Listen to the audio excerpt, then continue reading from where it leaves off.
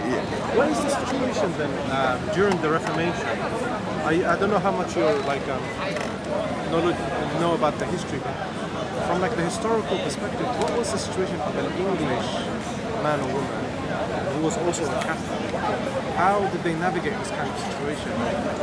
Well, things have changed so much. I mean, how did they? Were there any left, or did they have to leave abroad? Or how did it work? Well, some fled abroad. Some were eventually born as Protestants as the Elizabethan age rolled on. Like Edmund Campion, a great leading scholarly light. But when he converted, he, like others who converted, left England not to flee, but to train at Douay to be priests, and then they come back secretly, knowing eventually they'd be caught and hanged, drawn and quartered. What happened to him? Yeah, not the pleasant mere hanging that we ended up doing in our country until the Murder Act was passed in 1965. However, these men who were in England at the time of the royal marriage of Henry VIII, they would have to decide what to do. And at first, everybody went along with the king out of sheer terror. Yeah. But then you've got the Carthusian monks who said, no, we're not having this. And they were taken to execution and hanged, drawn and quartered. But they did not accept the king's right to do what he was doing. And so the long, long, bloody river began to flow, which didn't end in England for a long time.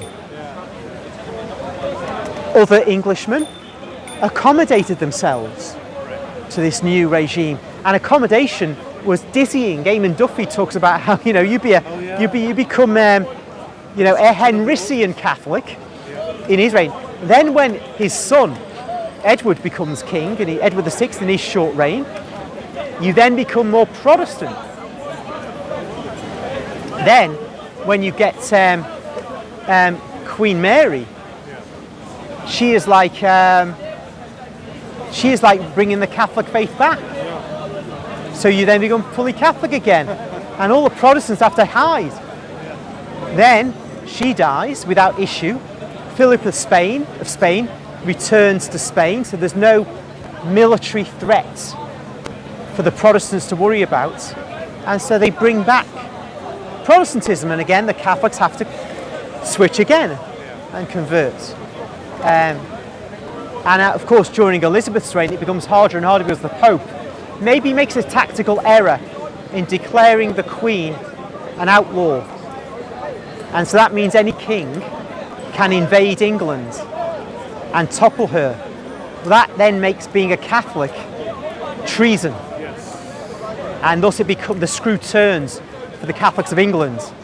Within 100 years, most Catholics in England are saying down with the Pope. Oh, really? Because this is what you can do with people.